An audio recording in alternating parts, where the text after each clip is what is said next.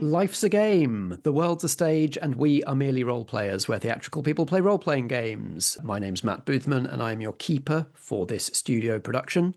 Joining me backstage are the players in that production.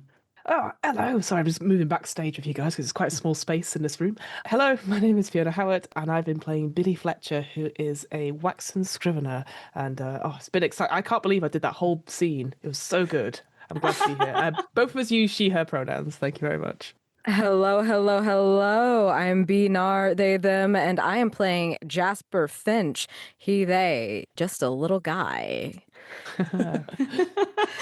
Hello, everyone. My name is Marta de Silva, she, her, they, them, and I've been playing Nim Harrow, who is a follower of the Watcher in the Wings, also they, them. And in this backstage episode, we're going to find out what's on these characters' altars. We might have experienced some of these objects and items in the game already in the episodes that have gone out, but this is where we're creating them, we're populating them. We are all contributing things to put on each other's altars. But first we have to work out what those altars look like.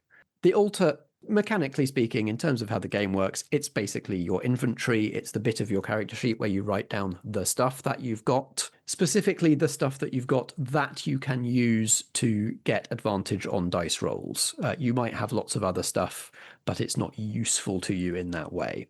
Your altar might be something that's portable. It might be something that you have on you all the time. A bag, a backpack, a suitcase, maybe a vehicle that you travel with, or it might be a place, a special location that you go back to whenever you need to. It's all quite abstract in the game. If you say that your altar is a building in another town, you can still have the stuff that's on your altar. It's just assumed to be on you if and when you need it, and it would be feasible for it to be on you. So the look and feel of the altar is really about the aesthetic and the vibe and what it says about your character. And then the actual items are what we'll use for advantage. So does anybody already know what their altar is? I picked everything in advance because I didn't want to have to pick on the spot. Thank you. But it is an heirloom patchwork blanket covered in small jars and bundles of homemade remedies, and I can kind of bindle it up like a little bindle stick. Truly are just a little guy. Yeah, like the little ant, because they're both sub patchwork. They're both from the pick list. I was like, I have to. They match. Mm-hmm. Wonderful. So if it's sort of laid out altar style, you can spread it over a trunk or over a bed or over a table or something, have all of the items out on it. But then, like you say, you can bindle it up and have it with you all the time. Exactly. Beautiful. I feel this is definitely, in the last year or so, I've moved to the US, so I think B will know what I'm talking about. But I don't know if Matt or Martha have seen it. But I've gone for a roadside lending library that only I have the key for. Yeah. I think they invented those in the Netherlands, actually. Oh. Did they? That's where they come from. Yeah.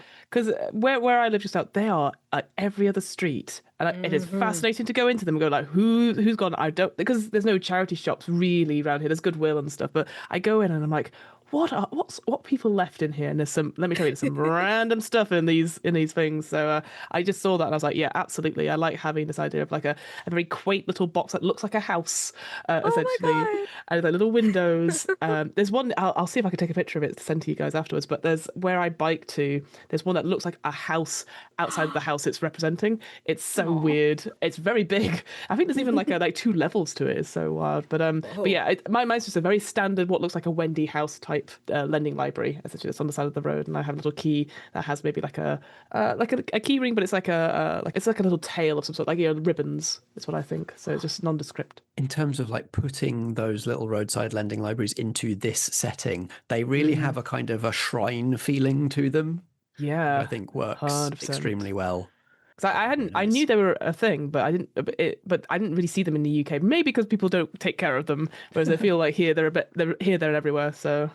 Have I seen these? Yeah, you're right. I don't think I've ever seen any. Maybe more in like rural areas of the UK you might find. Like little villages. Yeah, I've definitely seen like in London. There's just piles of books outside of people's houses. And it's like free. There's no dump them or take them to like. There's no performance to it. There's no like presentation. Yeah, secondhand stores. But in like specifically the Netherlands, everywhere. Amsterdam, Yeah. whatever, like by the canals, you'll see the little box and you just open it up and it's just full of books and you sort of like put them in, take them out, however you wish. And I don't know why I have a feeling that they're the ones who kind of No, made that up, but that could You be might completely be wrong. right. Like, Yeah. So for Nim, the altar, this is an interesting and tricky one. The immediate thing I had, which is in the list, is like an old abandoned theater. And let's just say it's an old abandoned theater, because I don't want to go too much into backstory, but let's just say the location is linked to Nim's past. So this is a place they know well, but is now basically just derelict and burnt down and basically ruined. I mean, thinking about Nim's altar, the first thing that came to my mind was like the dressing table with the light bulbs around it. So, you know, that would work as well. That can be in there. oh, Yeah, the whole I would say that the entirety of the building, so it's both the stage where you get ready and it's also the seating area, like all of it is kind of included. Wonderful. So now we have to put some stuff on these altars, give you all some items that are useful. So you don't get to pick what's on your own altar. The rest of us will each give you things. So you'll end up with 3 things on your altar to start with. You can get more throughout the rest of the game. And these suggestions should be based on what we know about these characters so far. So what you've learned about the faith that they follow or have a complicated relationship with, what we know about their look, what we know about where their altar is or what it looks like. That's all we've got to go on because we don't know their backstories. So based on those details, we each need to decide an item that is on each other person's altar. B, we learned what your altar looks like first, so let's all give you some stuff to put on it. hell yeah. Fiona, Marta, have you got any ideas about what would be on Jasper's altar in Jasper's blanket bindle? I mean, I have a few ideas. I don't know if they suit a blanket bindle. Listen, the size of the blanket bindle is nebulous. It's a bag of holding, basically. It is truly a bag of holding. This is a so, magical like, and divine world. exactly. Did you mention herbs and stuff like that you carry around? I have like a forager's pouch. So Yeah. like I didn't specify anything specific. So go hog wild. Like Yeah, no, because I mean, if you do work with herbs and ingredients, you need tools to deal with said herbs and ingredients. So I was thinking something like a mortar and pestle or some kind of like mini chemical, you know, those chemical sets you get when you're a kid. Yeah, oh my god. So that you do like little pipettes and just like a really mini, easy to set up one with a little fire or whatever you need to kind of do your alchemical stuff. Like a little miniature alchemical portable setup. Yeah. Make it portable, but that. yeah, definitely. Oh my god. So miniature alchemist lab kit? Yeah, is go what for I'm that. going to name Yeah. But specifically, my first chemistry set kind of vibes to it. Yeah, I'm making Absolutely. a note that it's like my first alchemist lab Yeah. TM like Is it government issued? or I For found it children, at a thrift for store. Children who show an aptitude for this sort of thing, being like, Oh my god. let's get them with the pox smarter nice and They would do early. that. They would do that. They would.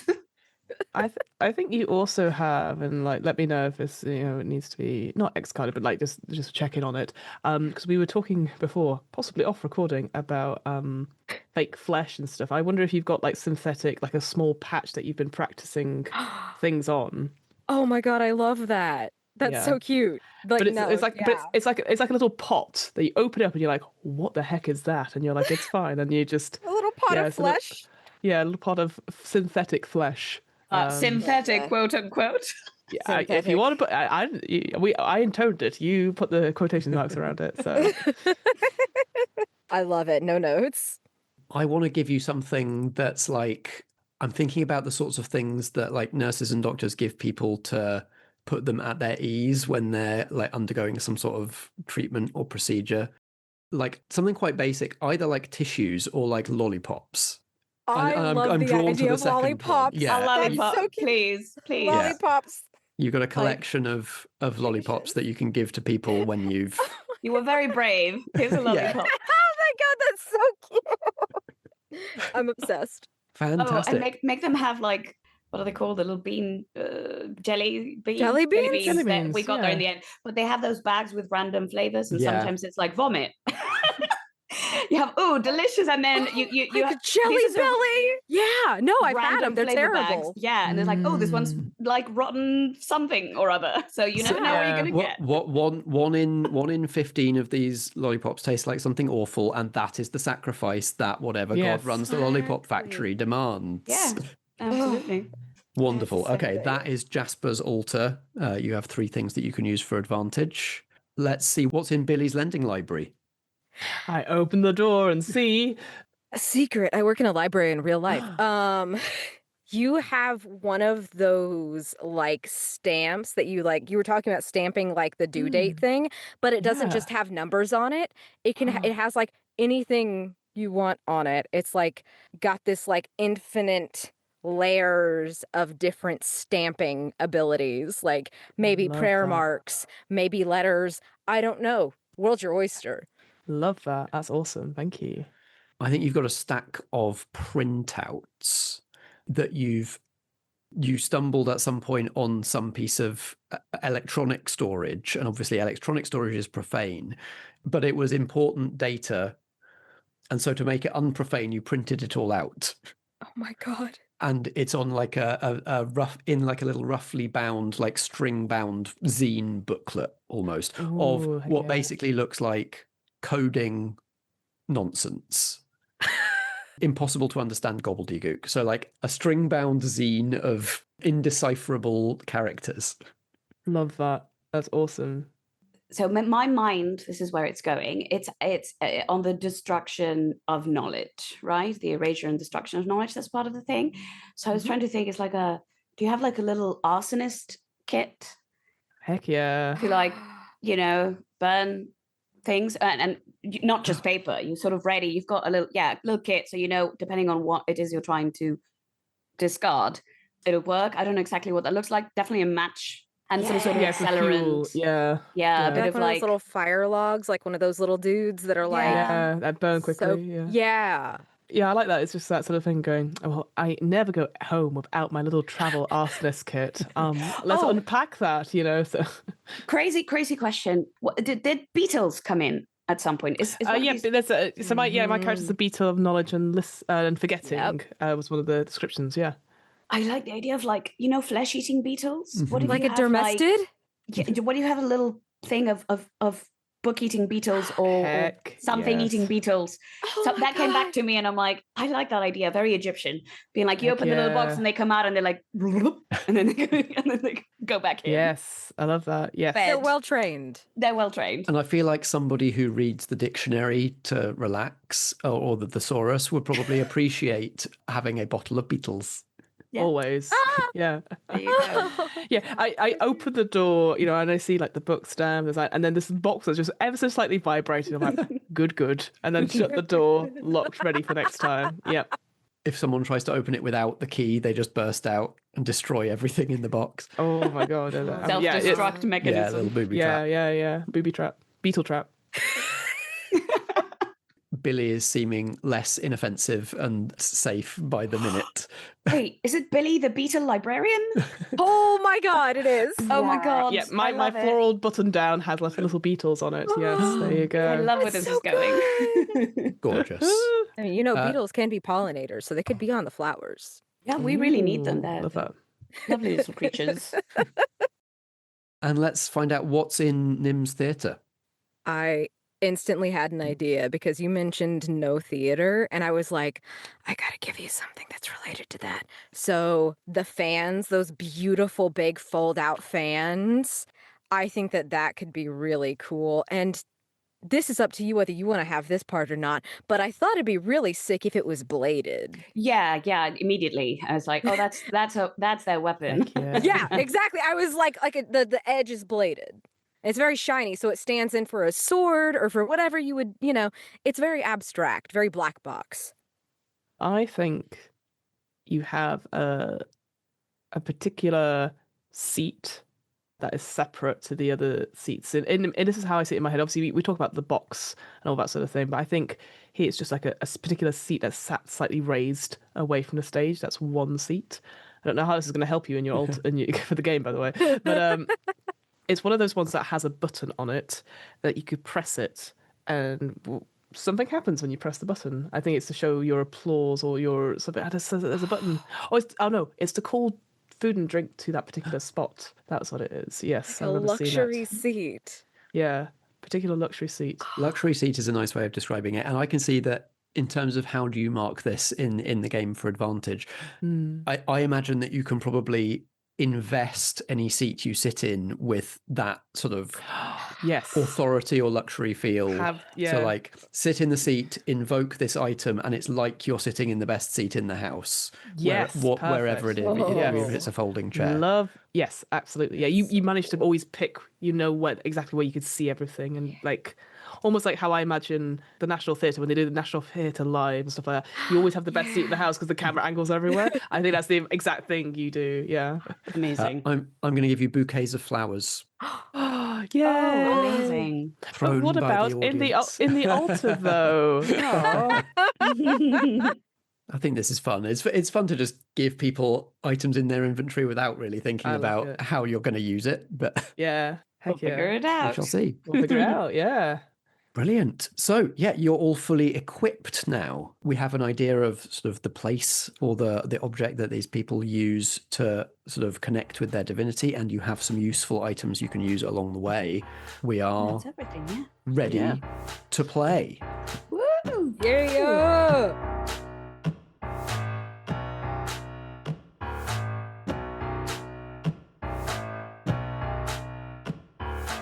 This has been It Feeds on Fire, a studio production from Merely Roleplayers, starring Marta da Silva as Nim Harrow, B. Nar as Jasper Finch, and Fiona K.T. Howard as Billy Fletcher.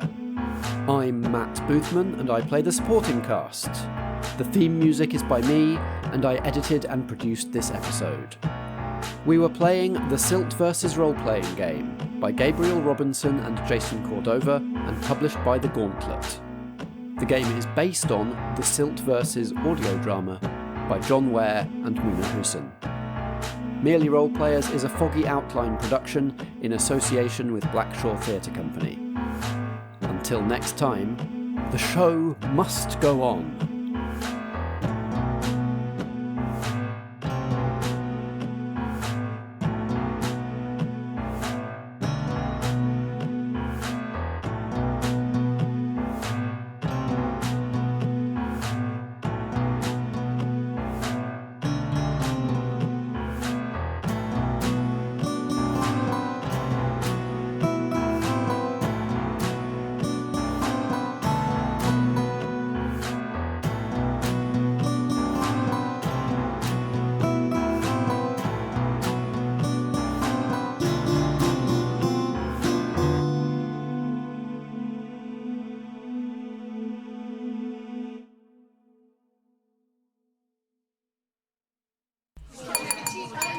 Foggy Outline.